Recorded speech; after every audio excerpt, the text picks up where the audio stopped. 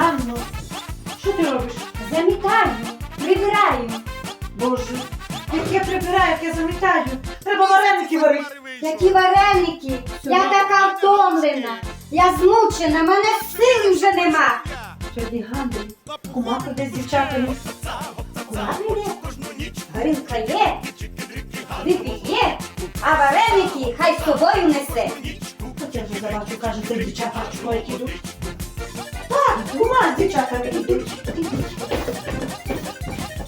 Добрий вечір!